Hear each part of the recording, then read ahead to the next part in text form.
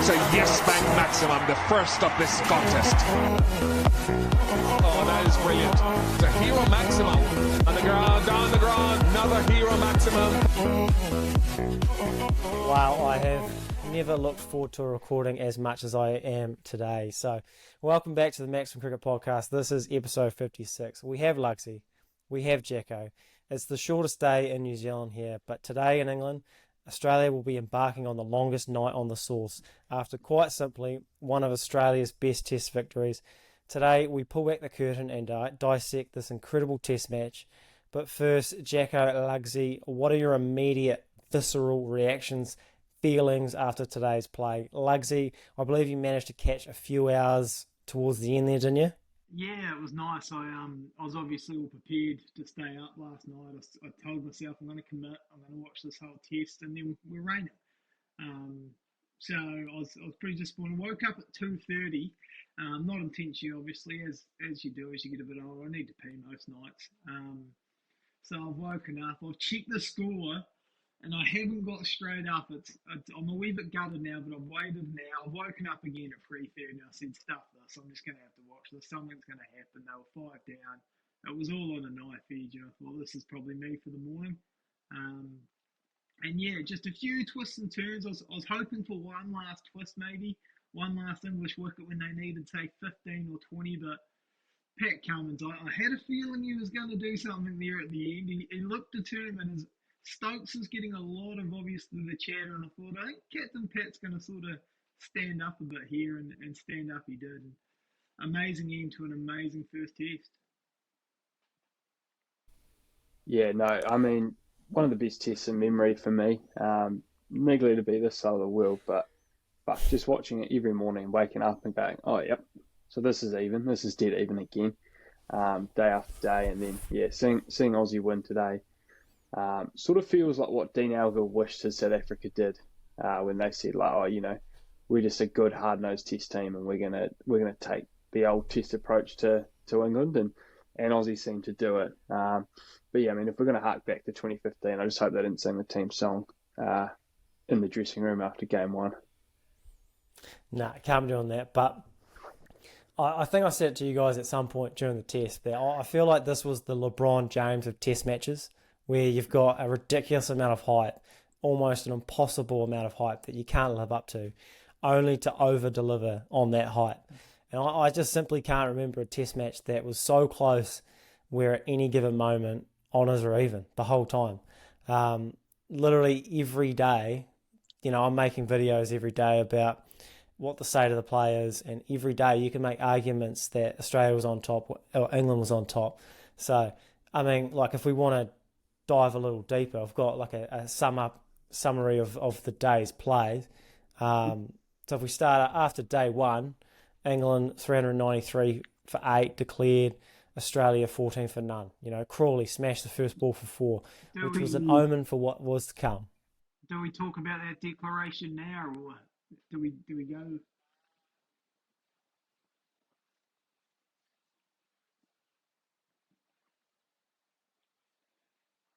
Oh, in the moment, all for it, and I'll stay all for it.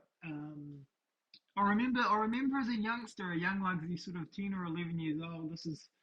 We'll try and land the plane on this. I'm watching the All Blacks Australia. We were down by 9 with only sort of 5-10 seconds on the clock, and we got a penalty, and it was bonus point sort of thing. So we probably should have taken the penalty because we couldn't win anyway if we scored the try. But Anton Oliver we went for the try. We knocked it on one play later. And a lot of people in the crowd were fairly upset with that decision. And 10-year-old me, I said to Mum that day, I said, "Nah, that's the way you play, though. You got to go for it." So, and I'll stand by that till now. You go for the win. That's from a fan point of view. You can argue about if it's the right move, but for me, as simple watching as a fan, I'm always going to support that.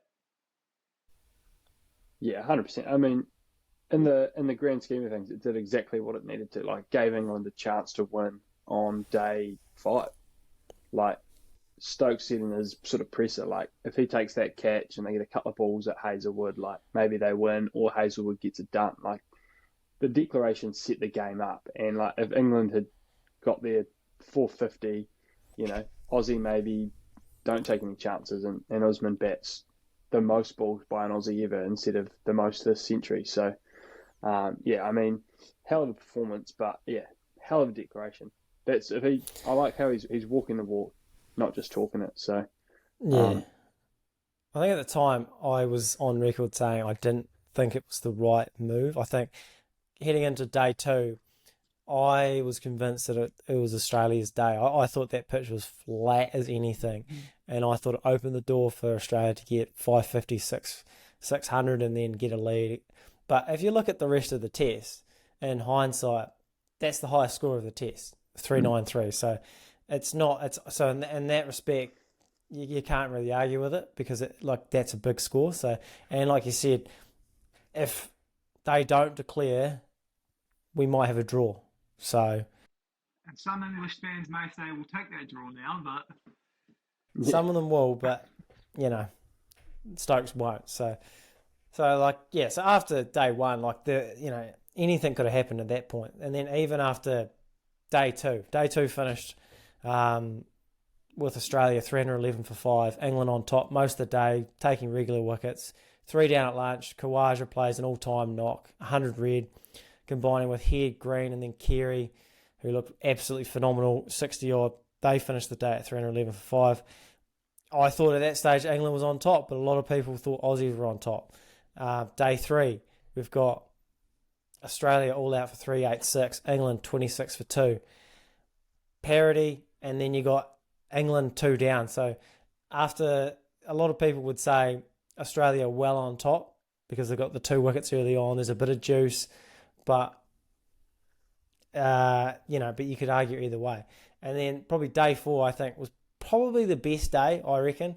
Joe Root came out kamikaze mode, reverse lapping 3 of his first 7 balls. England going at 8. Again, Australia fought back, Cummins and Lyon. They dismissed England for 273, needing 281 to win. Warner Khawaja put on 60. Australia's on top. Again, it was Stuart Broad who set the place alight, getting rid of the number 1 and number 2 ranked batters in the world, Marnus for the second time, and Stephen Smith leaving Australia 107 for 3. I had England on top at that point, but honours even when you only need 174 runs going into day 5. Day 5, as you said, Lugsy, bit of niggly rain for us Kiwis staying up. Really hurts me when I'm on night shift. Really tough for me, so I missed most of that game, unfortunately. And then when they did get on, England were outstanding. They did suffocate Australia to the point where Khawaja, happy to play anchor, 65 of 197 rocks. And then when Carey was dismissed at 227 for 8, they still needed 50-odd to win with just Cummins, Lyon, Hazelwood. England were favourites, but then cometh the hour, cometh the man, Captain Paddy Cummins stepping up, 40-odd not out. Famous test win by 2 wickets to go up 1-0 in the Ashes. There's a reason that this is the most anticipated series since 2005. The closeness, the quality, it's insane. No one's getting an inch.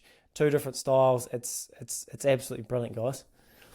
Yeah, 100%. I mean, you've touched on it as well. This test is one of the all-time greats, and England have got Stokes on 1 leg, Anderson taking 1 wicket, and Robinson bowling backwards, and they've nearly pulled it off. So, they're a selection away. If they get their quicks right, and Stokes can just find another gear or come right just a wee bit, this series is I feel like this is gonna be another 20 days of this.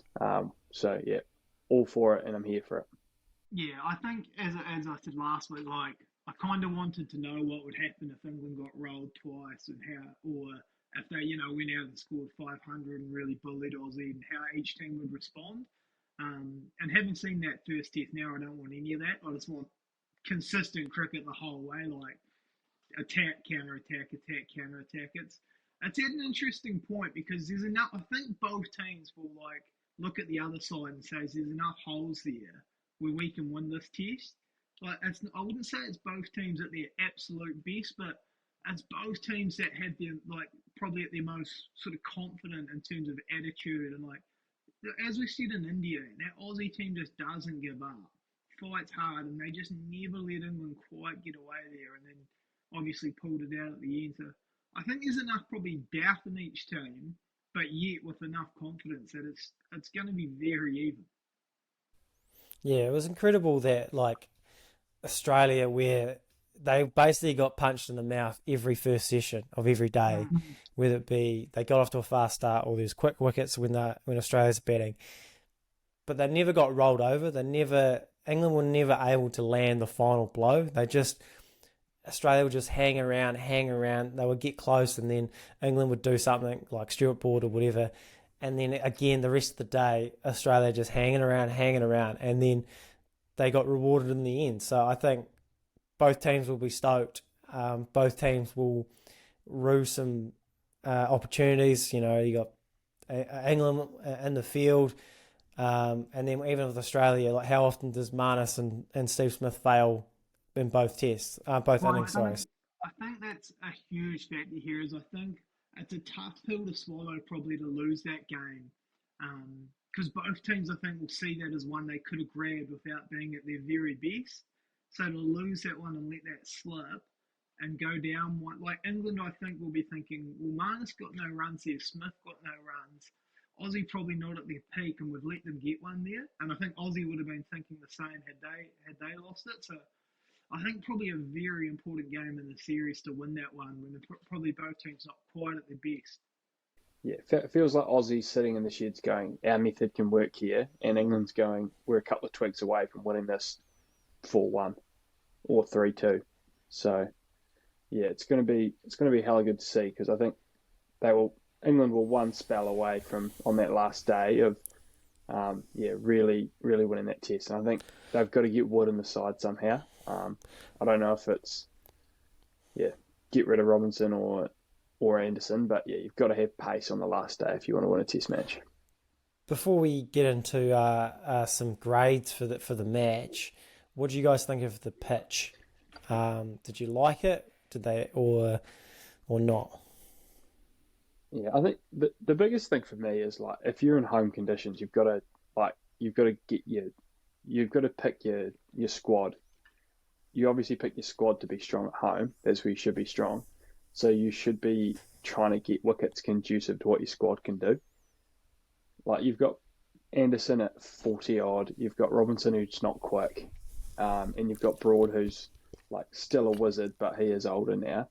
So like making a flat bullying track isn't actually what you want against the Aussies, because their bowlers are better at doing it over there. I think you've got to sway your hand like a little bit in your favour, especially when you're at home, and especially if you pick an attack like that. Yeah, they're in a probably slightly awkward position though, where like they've proven on flat decks in Pakistan that they can take 20 wickets, and like they probably want flat decks so they can just go all out attacking this Bazball, and then that in turn gives them time to take wickets on a flat one, like so because they can bowl a bit longer because there's more time in the test.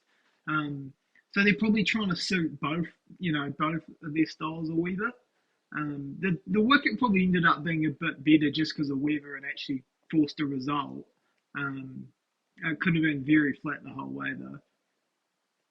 Yeah, I just felt it was pretty low and slow, and there was barely any catches in the slips.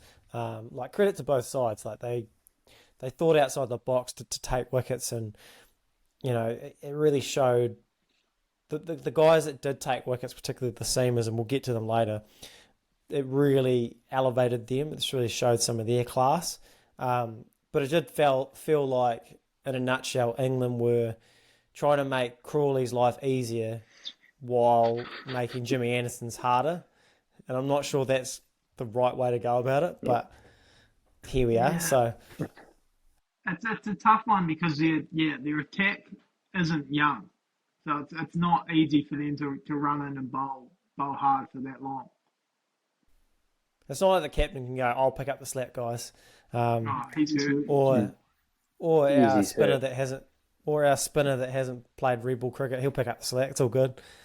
Yeah, this is what's making it so intriguing. This is not. I feel like there's a bit of weakness in this English team. Like their attack looks a bit iffy, and their top order still looks a bit iffy, and yet they're playing Yeah, and they play this dominant style. Like they always seem like the better team. Like for a lot of that test, it felt like it was close, but England was the team trying to win the test, and yet here Aussie are stayed in it the whole way, and then Cummins gets them home.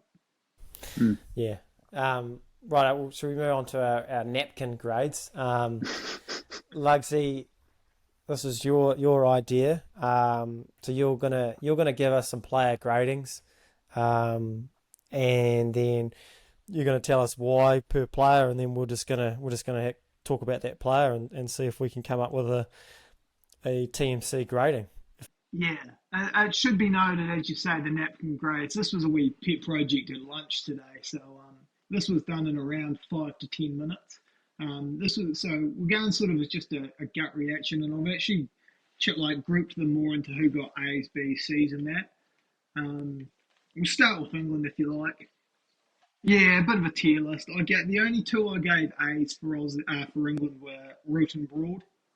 That scoop, Yeah, that you reverse go. scoop is all time. Oh, that'll give him an A in my books, regardless. No. And like, He I just reckon he almost made Boland retire yeah, mid game. Like he that just didn't is know what to do. that is Boland's only weakness. Is the reverse scoop off a length because he is just Yeah. all about hitting that wicket as hard as you can, getting it to do a bit. And His Root's just like, weakness well, I is know exactly where this is going to be, so I'll just hit it over your cordon. Thanks for coming. No, I was going to get to Boland, but I'll wait for him a bit at the end because I think there's a few bowlers, sort of Boland, Robertson. They're all in the same sort of category. Hayes or Wood even, but we'll stick on Root for now. Yeah, exceptional first innings, obviously. Tons up as Munter, you're picking him to have a big series, and just he almost feels now like he's realised how good he is. Like I know he's always like he's swaggering around a bit, like he's actually a big dog now, which is good to see. Like that obviously didn't hit the first one that he played off Cummins' first ball, even though KP thought he did. Um, but yeah, just and even with the ball, he offered a bit, probably a bit more than he should have been let, but. Yeah, it was he's just so dominant when he scores runs. Like when he's in full flow. Like I know if you're gonna pick between Smith and Root, like you're probably gonna pick Steve Smith, and that's fine. Like consistency throughout all the different conditions and stuff like that. But when Root's flowing the way he is, he's so dominant, and you can't bowl him. He does not have a weakness. He's always ticking over the scoreboard. Like I would have put my house on. He was making twin tons when he started. Like it just looked like 2 tons for Root easy. Yeah, he's just on another planet. And he is the massive cog in this England side. Yeah, It feels like he's the key to Bazball being successful. Is him batting well, lets everyone else just be like, fuck it, let's whack it. While we're talking about Root, and I think you mentioned KP saying that he hasn't missed a reverse lap, even though he missed one the previous over. Do we want to sort of dive into the subtopic of KP while we're here? Because that we segment with KP and Ponting doing the rounds where because we are hyping him up, and like Ponting said, he's out now. He only got 40, which was quite something. I find him at this stage, KP. I'm not saying he can't improve or be a good commentator because there's plenty of time, but I just find him a tough listen just at the moment. Like, I think he's almost trying to commentate like Harry bats. Like, he really wants to dominate the broadcast and like he just uses like I don't know. I feel like he gets real jacked. Like, if you listen to Ian Smith and that, they sort of let the game come to them and they sort of rise as the game rises. And I think KP's always trying to describe everything at 100%. Like, if someone plays a forward defence, he's like, just dominating forward defence. And it's just a forward defence, KP. Like, we don't have to explain every ball is the biggest miracle in cricket history, though. It's sort of just a bit much for me at the moment. Yeah, probably just learning the ropes a bit, isn't he? Like, yeah, it's just a bit much, especially for 5 days. You can't be on for 5 days.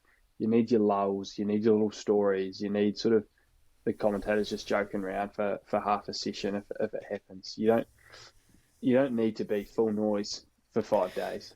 So yeah, He's I'm an surprised he ISO didn't. scorer, isn't he? Yeah, Oh, yeah, exactly. No, he got 40, yeah.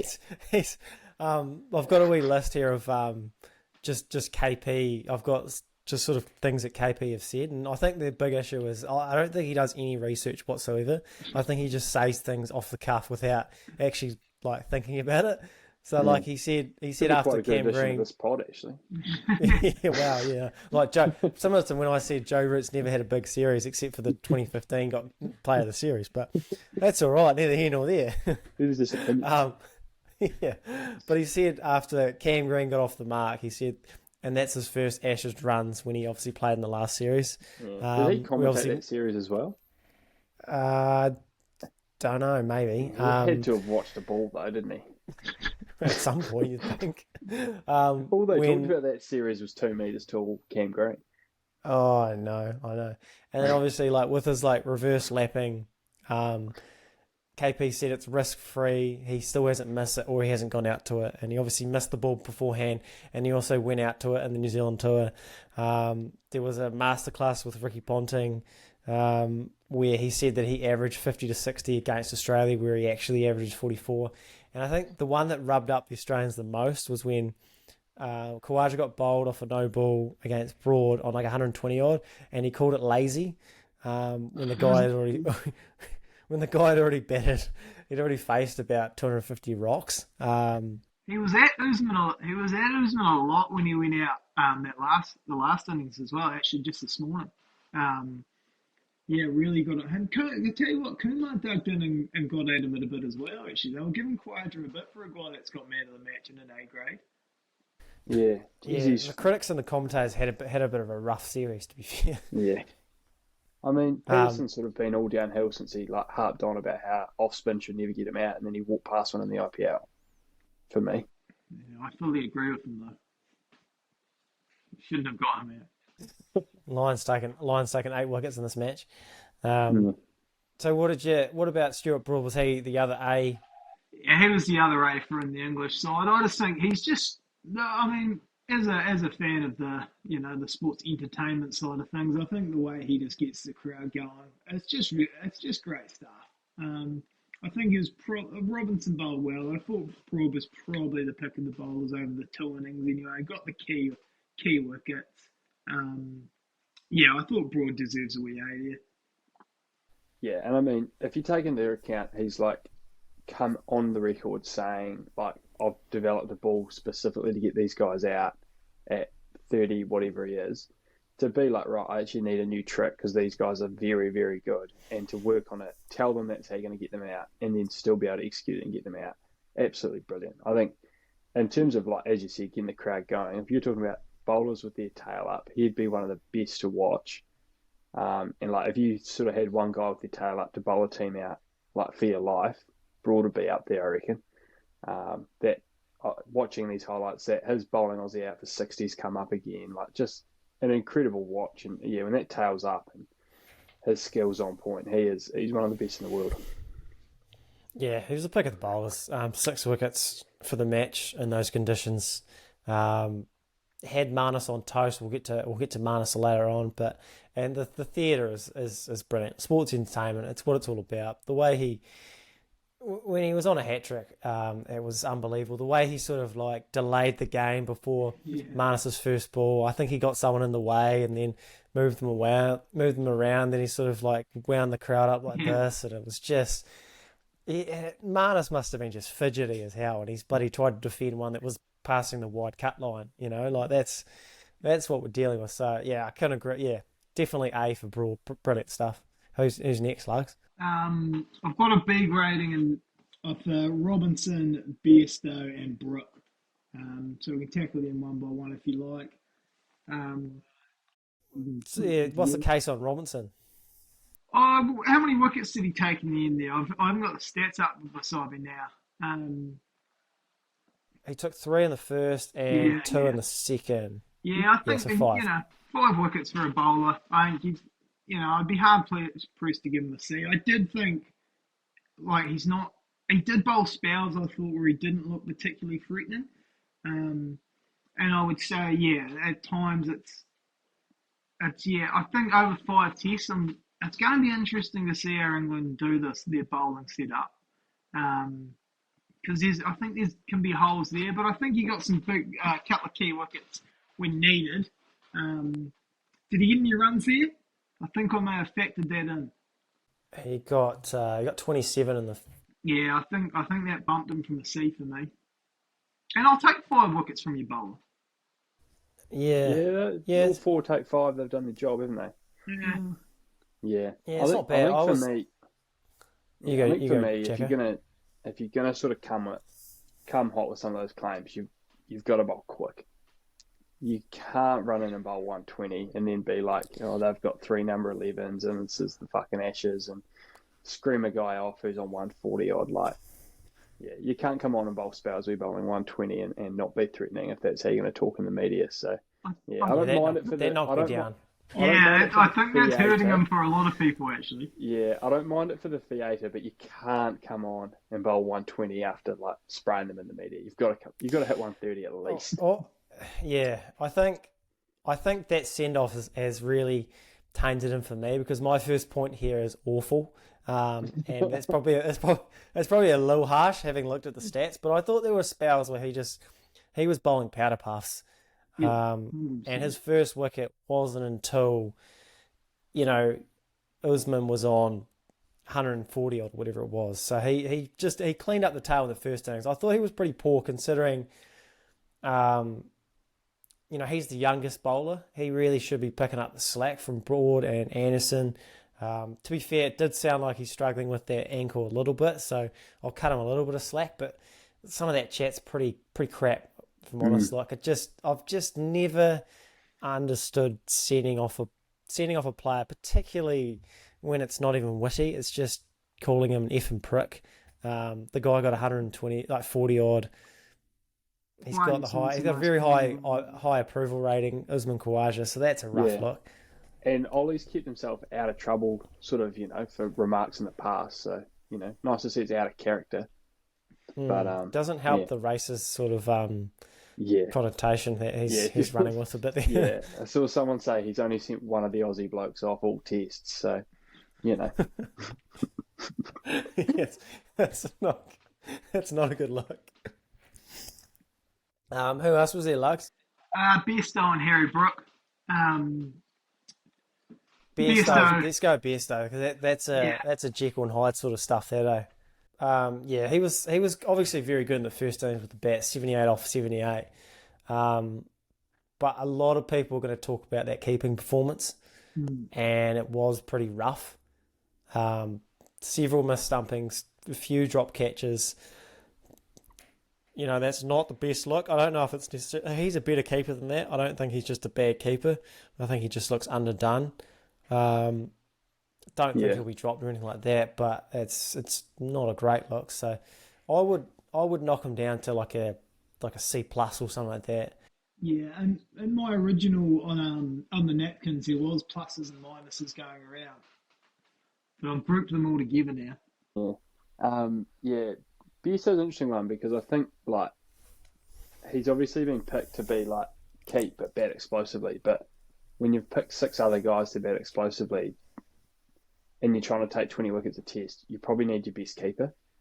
And I think adding Moen into that is sort of extending that more explosive batters. So, yeah, you feel for Bairstow, but he probably barely kept in long format cricket since his fell off a golf precipice and broke his ankle. But yeah, I mean, it's just the keeping's got to be it for me. If you're picked to keep in an Ashes game and a game that's sort of down to the wire, 2 wickets at the end, you've got to take your catches, you've got to take your stumpings, all that sort of regulation stuff. Root and Moen are not wizards. It's not like you can't pick them. They're not ragging it. It's in England, so you've got to be better as a keeper there. So I think Bairstow's got to play. I think he's got to play. Bairstow's one of his best, but I think he's just got to be better. Keeping. Yeah. It's tough. I think he'd be better. I think he'd be better for it. I think. Yeah. I'd be surprised if he keeps as poorly again. Yeah.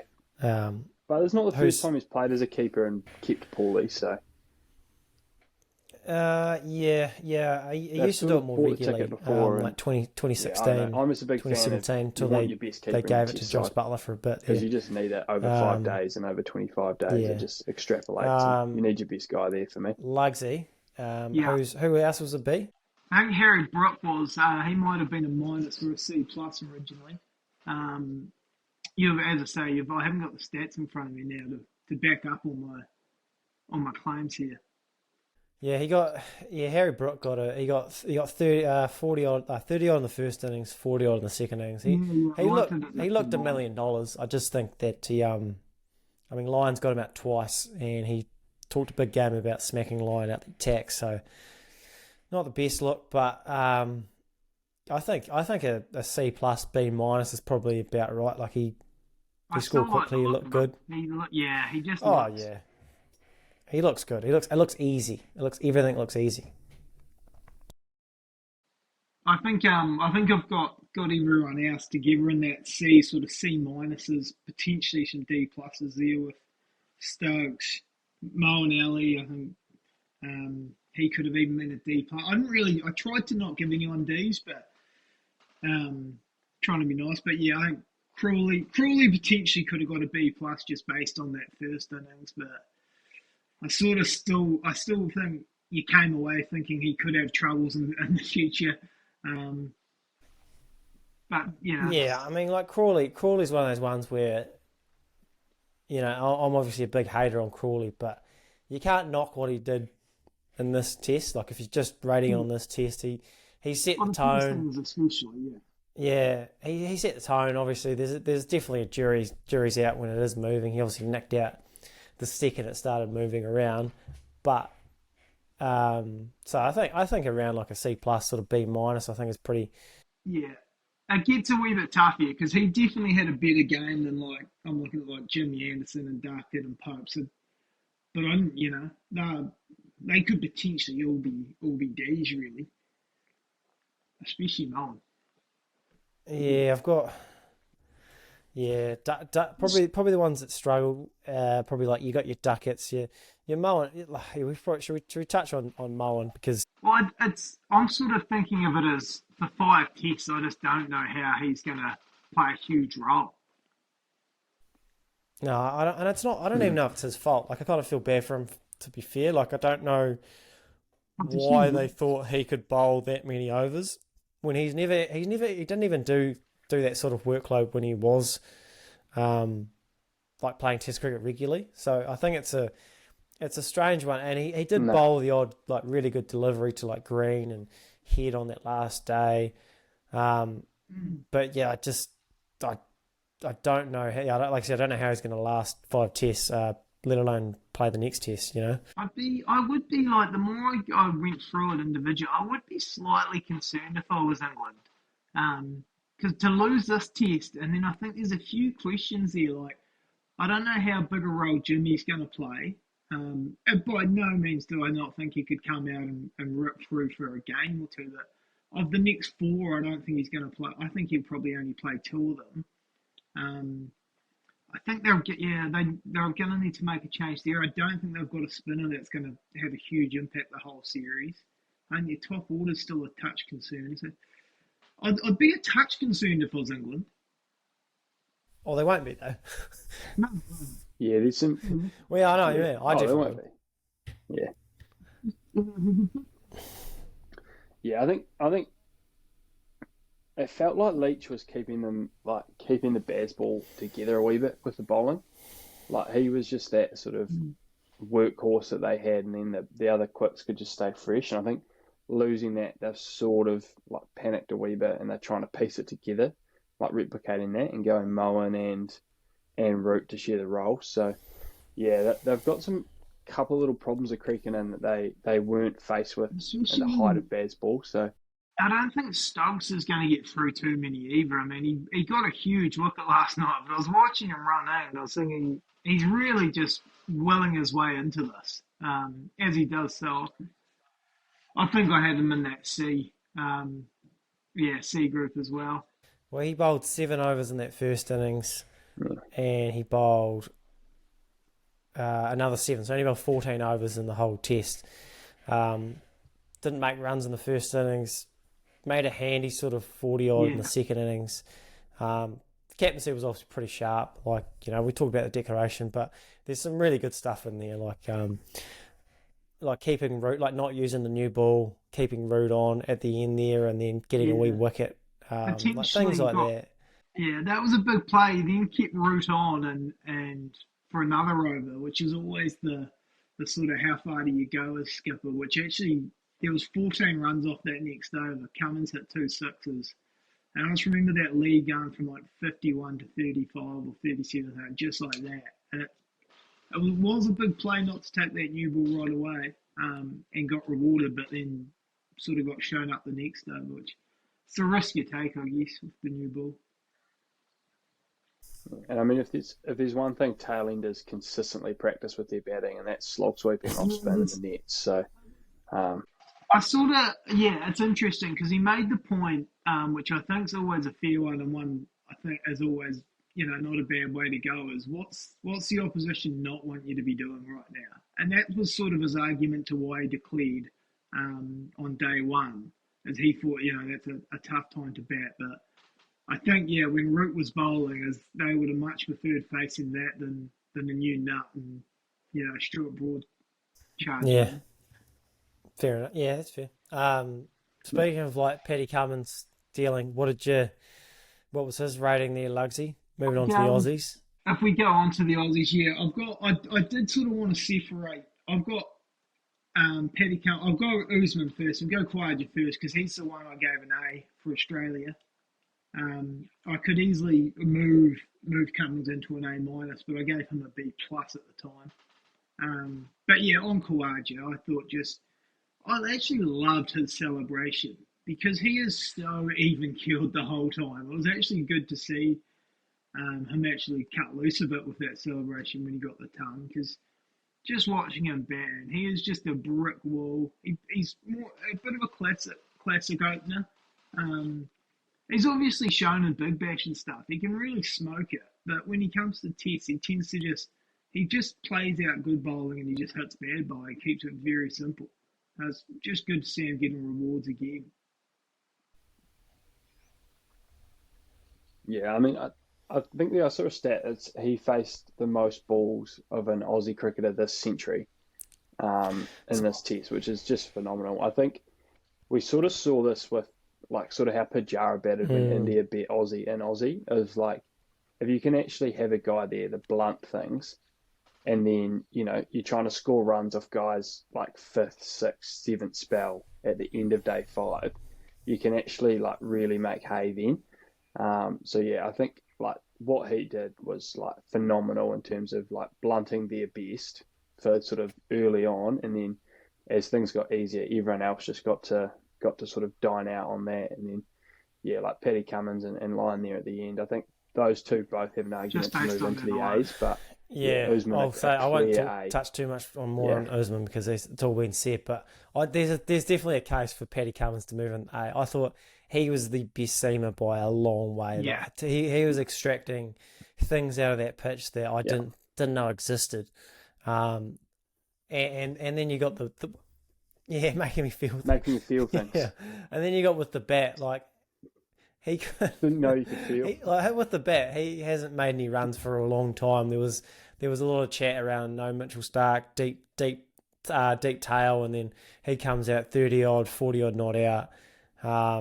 It was special stuff. So and then with Nathan Lyon, he's taken 8 wickets in the mats. Like, he is the difference in this game compared to like he was able to control the run rate, which I've never seen anyone do. Take wickets when he was getting pumped. It was a masterclass. It really was. So I think those two, I would definitely push them into the A. That's my. Yeah, I'll definitely push Lyon in there with you. I think like Bazball's shown that like the one thing England do is just try and whack spinners. And for Lyon to be successful and take 8 and then score those valuable runs. I think those 3 sort of won Australia this Test almost by themselves. So, I thought just on Cummins quickly. I thought the same as you, Munter, with the ball. I looked at Hazelwood, as I was saying before, like Robinson, even Bowl, and I thought there's going to be times where they can probably go because they bowl that hard length and that, and if there's nothing in the deck, they can sort of you can see them going a bit. But Cummins just looks a bit different. Like, he just has more weapons. That Yorker he bowled. Oh, fuck. Just this playing like cricket 2000 sort of stuff. Fuck, that was filthy. That was sensational stuff. Like at that point, England and were going at eights, and they were pumping it to just pull that out of your ass and change the momentum is unbelievable. He's a good watchman. He really pumps the arms as well, though. Oh, what did you guys think of the captaincy tactics, like the cover sweepers and the deep squares, like from the get go? Bit of chat around that. Un-Australian. Yeah. I think there's two trains of thought, isn't it? It's like you can keep attacking and go at sixes, or you can put guys back and be like, okay, like if you want to hit that, if you're going to take a high risk option, which is like playing with a horizontal bat outside your off stump, like all go for it, but you're only going to get one if you're successful. So I think it's like he's just sort of playing with their risk reward, and sort of playing their egos a bit. So yeah, I'm a fan because you're going to have a point there anyway. He's not stopping much if they're whacking it hard. So yeah, if you put it back and you control that run rate by only 1 or 2 and over, that could have been the difference between them declaring on sort of 420, 430 at the end of day one, and Aussie trying to chase an extra 30 with their tail sort of overnight. So yeah, it's an interesting option, but I think if you're going to keep your catches in place and have that guy out, I think there is some merit for it, especially against this England team. Yeah, and it's amazing it's actually taken this long for us to get to that, because if you after day one, I would have thought we'd bloody spend 20 minutes on it, the amount of sort of press it was getting just at the time. Just shows how crazy this test has been, though, because it became a bit of a non-story after the full test. But it sort of showed Aussie's hand right away, Like, their plan is they're going to starve England, we'll try and starve England at boundaries. Like, when it first happened, like when it's like second ball of the test and they've got a guy back, it certainly it gets you going a bit. You think it's very un-Australian, as they say. But at least it showed a plan. It's like, we know you love hitting boundaries, you've got an ego. We just think from the jump, you can't help yourself. So I didn't, from an actual like tactics point of view, I thought at least it showed a plan. Yeah, I thought potentially it was a combination of the way that England play, and then also the testament to the pitch and how lifeless it was, and how there just wasn't, and they couldn't extract anything out of it. So it'd be interesting to see what their fields look like if there's a bit of juice in that wicket. Like, do you still sort of attack or whatever? Because it's hard to know whether or not those fields actually slowed them down, because they did still score at 5 and over, but they also, I don't know, eventually it did work and they did win, so it's hard to argue with it as well. No, there's certainly, like, you can see why people get annoyed by it watching, like when a guy comes in and gets off the mark. That's sort of the thing they point to, like a guy gets off the mark with an easy single and some guy's back. But as you say, the winner writes the story, and they've won this one. Who have you got? Who else you got in your bees there, Lugsy? I think I had Travis Head. I had Alex Carey. I did have a note beside Alex getting his B that I just quite like the guy. So he was never not getting a B. He's probably pretty close to the A's as well. He's probably pretty close to the A's. He was brilliant in that first innings. Yeah, exactly. Very, very handy in that first year. He's just a very classy cricketer. Yeah, did I have anything else? What did Hazelwood do? I may have had him. He didn't do much, eh? Yeah. Didn't do a hell of a lot. Just looked a little bit underdone. Yeah. Sorry. I've got him as a C, and I've got Boland as a B, based solely on how important I thought that him staying in as night watchman. He probably didn't deliver as much as we'd like with the ball after having a big Test Championship final and sort of everyone's favourite bowler at the moment. But I just thought that was a huge moment, him staying in as night watchman. Huge job. Yeah, because he went in quite early as well. Like it wasn't Yeah, wasn't like a couple of overs. It was like 5 or 6 overs. It was quite a bit. So to be fair, that's a fair point. It was definitely crucial. I think the bowling, like he looks really good when it's nipping around like that. That evening session when it had a bit of juice, he looked great. But I just when it doesn't move, it's almost like being consistent is a bad thing. Like you got to almost tap into some T20 shit to actually. So maybe it's like a Stark would be better off, and that sort It's of. one of those things where, like, when root takes to him like that, it's quite like glaring. It's like, oh, it sticks with you. A guy just reverse sweeping you for two, Yeah. Keep her up as well. Yeah, keep her up. Never a good look. Yeah, that's the biggest for me, and I don't think he can be anywhere above a D if you're going to bowl with the keeper up as a test. Yeah, he's slipping down those rankings at pace here. It's just so tough. It's just such a tough look. Unless you're Colin de Grandhomme and you're not like, and that's your role. It's just slowing pace. You just. Has it happened to you, Jacko? Has it ever happened to you, Jacko? Has anyone ever tried it? Negative. I'll be gloves in the ring, boots in the middle of the pitch. Be sending it down leg side ASAP. Mate, if the next ball's a bumper, like guaranteed, bet your life on it. Next one's down leg, and then just the dick you get, mate. Keith, I haven't got much control at the moment. Yeah, if it's ever suggested that'll. Yeah. Gee, it's doing a bit, Sorry, isn't it? I don't know where it's going. I'm just that trying happens to to me. Jacko. Yeah. Do you want me to mate. drop Don't Jacko catch these, mate. down to it just for allowing that sort of go to a C plus maybe? No, keep Cummins in there. Boland's got to be his own man there. But also that bumps Kerry up to an A to go, right, I'm a stand up there, squad. That is always an interesting one though, as when your keeper wants to come up but you don't want him up. Sometimes keepers like to do it just to show off. They don't actually know why they're doing it, which is really annoying. Like they just think, I can stand up. Yeah. Just because you can doesn't mean you should. Off. What about Davey Warner, Lugsy? Got him as a C. Thought enough good signs there, but not enough good signs actually. Still went out to Broad. Still looked a bit tentative. But yeah, it's got to be what? Did he get a 40 and batted in two reasonably tough times? Yeah, he got 30 odd quite quickly in the second innings, and then a pretty rough looking in the first innings. But I do think that's the best he's looked in a long time. Like I know I'm just dying on my hill that Warner's going to score more runs than Crawley, but I stand by it. Like there's something there with Warner. The feet are actually going. He was pretty unlucky to go out to Broad in the first innings. I felt like he kind of had he looked a lot better. So I think that's a positive. I do think that's a positive the way he's looking. Cam Green and Cam Green I've got there as well. I thought just to get that first Ashes test underway in England, get that played. I was about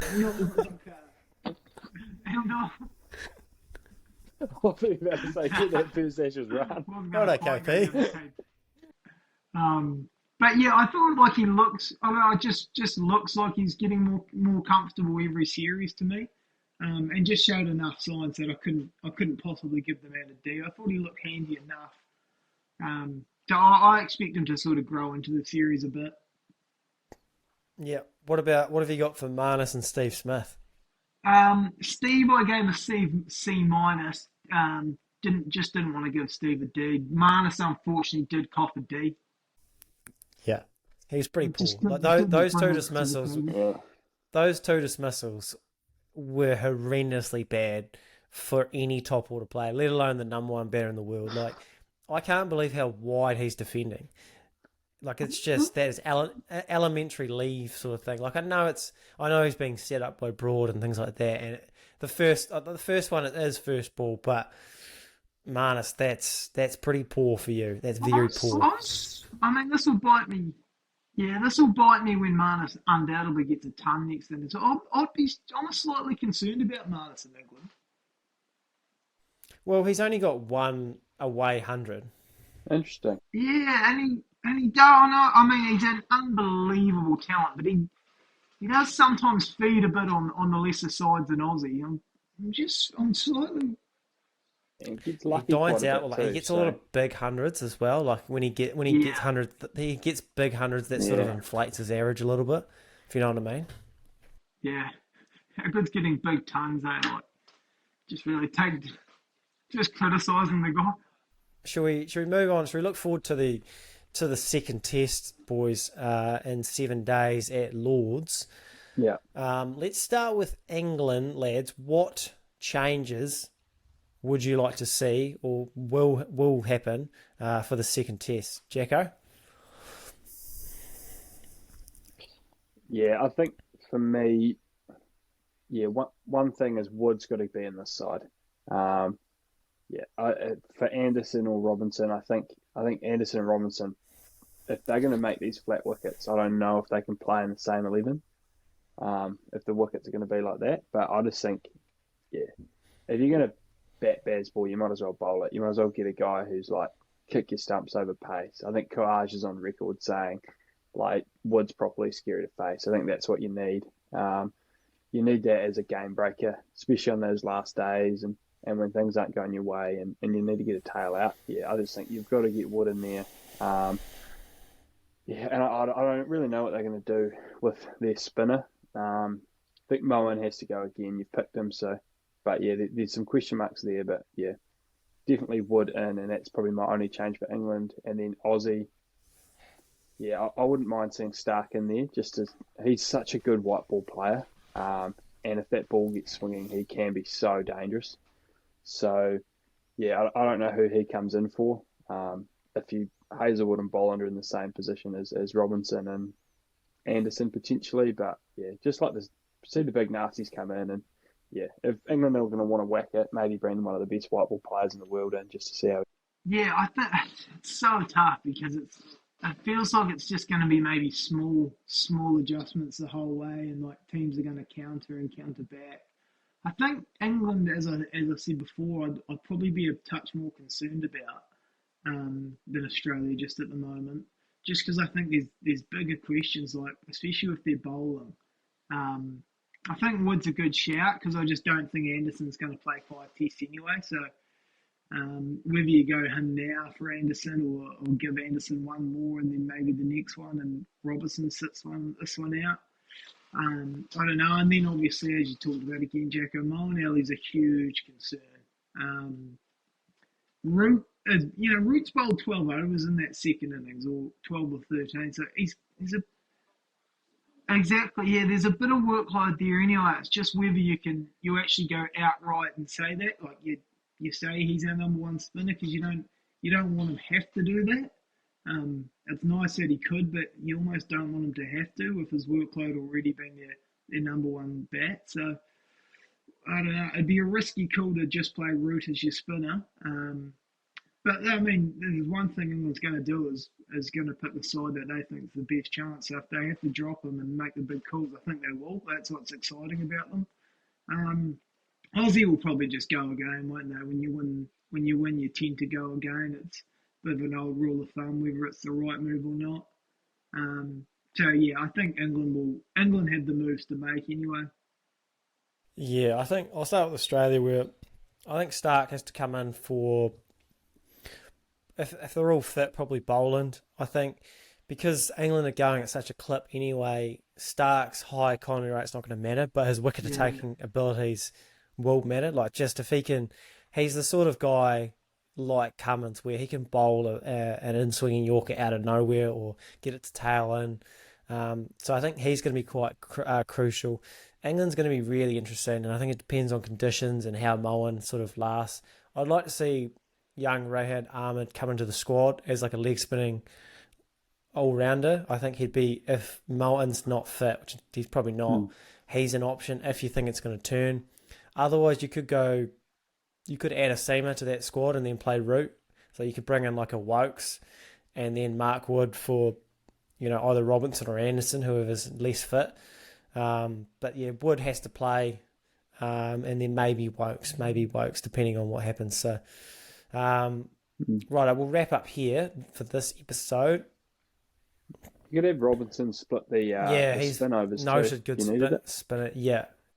I mean, they've got Harry Brook bowling overs here at times, so they'll do anything. Oh, we didn't even touch on Harry Brook bowling before Ollie Robinson. That probably pissed him off, which is great, which isn't hard, apparently. Yeah.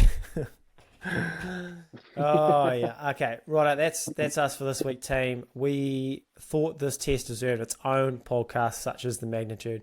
Thanks to Lugsy and Jacko, of course. Next week, we have a special podcast coming up, a Patreon teaser, if you will. In there is a new segment where we review classic matches in history. The next test is obviously 7 days away, so we thought we would squeeze a podcast in between. If you enjoy what we do, check out the Patreon at patreon.com/matchroomcricket to support us firstly, but also you will get an extra podcast a week, access to Discord, access to live Q&A every month. This is going to launch in July if you're interested. If not, chuck us a rating and review if you don't mind. Thanks again for joining us, and we'll catch you next week.